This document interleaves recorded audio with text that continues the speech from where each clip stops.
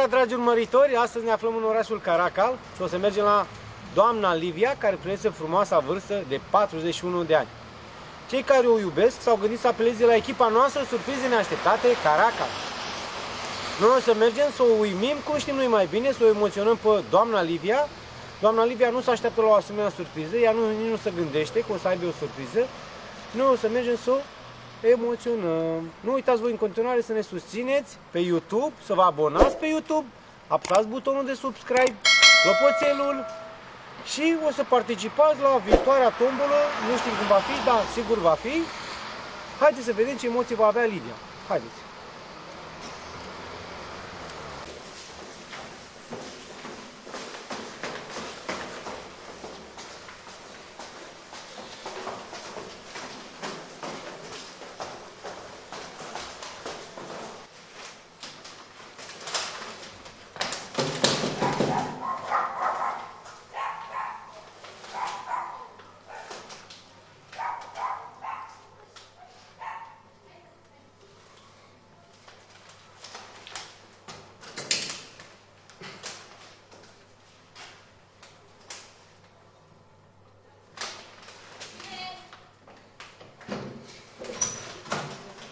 Bună seara!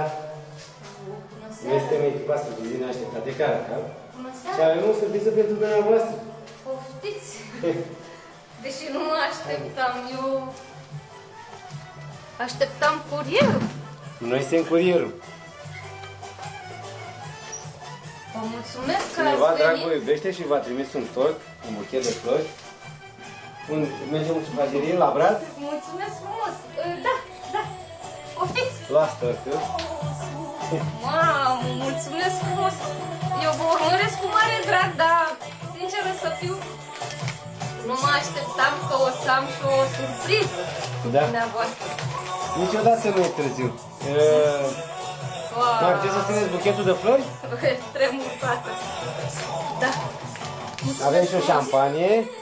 Și avem noi o melodie pentru dumneavoastră. Dacă puteți să dați muzica mai încet, o dau eu. Da, O de dați la, dumneavoastră. din dreapta, de acolo, spre stânga. Mulțumesc frumos. Și avem noi melodia noastră pentru dumneavoastră. Doamne, nici nu pot să mă gândesc de la cine asemenea surpriză. Să aprindem...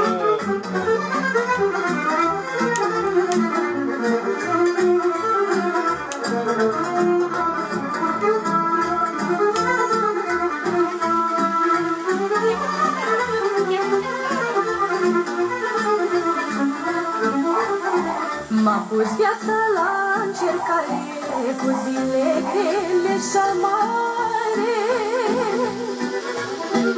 Aspră mai fost cu mine, viața până am dat de bine. Ai mei oameni de la țară, ce să-mi dea și ce să-mi ceară. Dar într-o zi am deschis poarta și-am plecat să-mi înfrun soarta. Izvoară scurgă la vale, mulți am întâlnit în cale. Dar am trecut și mi stâncă, să-ajung cu apa adâncă.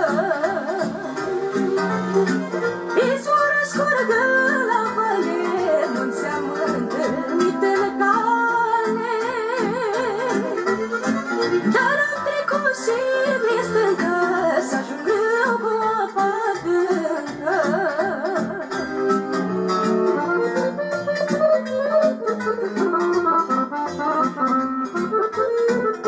Doamne, nu pot să-mi dau seama de la cine este.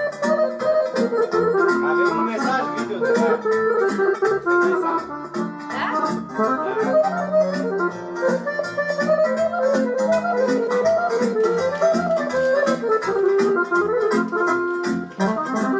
Să țin așa că tremură mâinile. Dacă nu poți să ajut eu. Tremură mâinile. Așa sunt emoționată. Cu lacrimi de suferință, dar în suflet cu credință. Munceam prin lumea străină, n-avea departe, ce să-mi țină.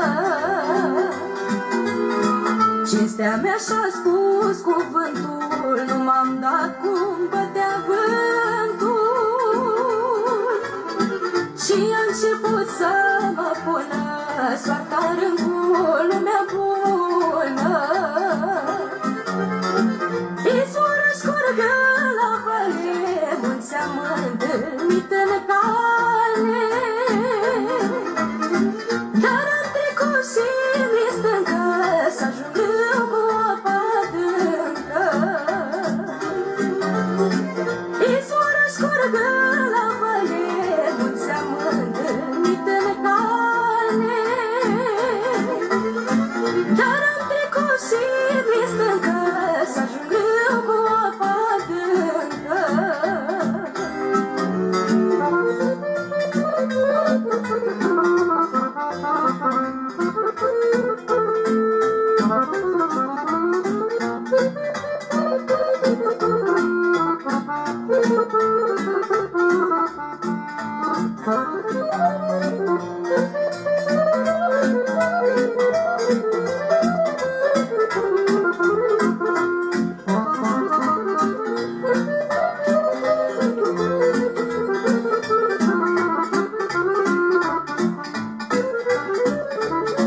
Îndrăzneam să fac în viață cât un pas tot mai în față. Prin muncă și un pic de minte am dat și eu înainte. Nu mi-am uitat rădăcina, chiar de-am ridicat tulpina. Tata știu ce crește și cu mine se mândrește. Izvoră scurgă la vale, mulți am întâlnit în cale. Dar am trecut și mi stâncă, să ajung cu apa adâncă. Izvoră scurgă la vale, mulți am întâlnit în cale. Doamna Livia, avem și un mesaj video pentru dumneavoastră, chiar două mesaje. Chiar sunt foarte curioasă că cine mi-a La mulți ani, făcut Livia, asta. să fii sănătoasă și fericită alături de fetița ta. Mătușa cea bogată te iubește. Și eu te iubesc mult, mulțumesc frumos, mulțumesc din suflet. Și mai avem un mesaj. M-am emoționat, mă scuzați. 2 secunde. Adică mă cunoaște foarte bine, mă așteptam să fie cineva care mă cunoaște foarte bine.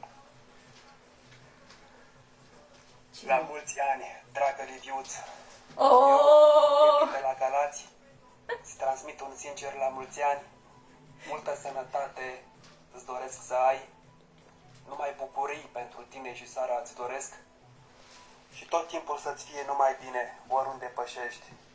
Dumnezeu să aibă grijă de voi amândouă și multă sănătate să aveți împreună. Fericire și numai bucurii. La mulți ani, scumpa mea. La mulți ani, cu multă sănătate. Mulțumesc frumos pentru surpriză. Mesajul video a fost de la mătușa mea, Da. pe care și eu o iubesc, chiar dacă nu exteriorizez sentimentele. Nu te A așteptai fost la o asemenea mai surpriză. mult decât Da. mama mea pentru mine și chiar nu mă așteptam să-mi facă o asemenea surpriză, pentru că eu cadoul pentru ziua mea deja îl primisem de la ea și îi mulțumesc din suflet. A doua persoană este o persoană specială pentru mine, cândva a fost și mai specială și mulțumesc că evident a complotat cu mătușa mea. Multă sănătate îi doresc și lui și multă fericire, liniște sufletească și pace în gânduri pe viitor. Mulțumesc frumos! Foarte frumoasă surpriză. Deci m-ați emoționat. Ai zis la început că ne urmărești la toate... Vă urmăresc toate postările și spun din suflet asta și cred că la 99% dintre postări plâng. Da, Pentru că știu că am faceți- citit comentariile de la Livia, o cunosc pe Livia din cartier. Și chiar mi-a zis că, când m-am întâlnit cu ea, mi-a zis că plâng la majoritatea surprizelor. Pentru că sunt o persoană cu emoții și toate clipurile voastre îmi dau emoții, pentru că sunteți cei mai buni. Cei mai Da, buni care mulțumim, faceți mulțumim. surprize la domiciliu. Mulțumim pentru compliment. Nu vreau să dau cu noroi în alții, dar voi vă faceți cel mai bine meseria. Pentru că așa este. Da, mulțumim. Vă mulțumesc și eu. noi Vă îți dorim mulțumesc multă și eu. sănătate și fericire alături de familie și toate cele bune. Mulțumesc frumos. Doamne ajută. Vă mulțumesc din suflet. Și vouă și celor care mi-au făcut surpriza. Le mulțumesc și le doresc sărbători fericite. Și Dumnezeu să fie mereu aproape de ei și să-i îndrume să facă numai lucruri bune în viață. Mulțumesc. Doamne ajută.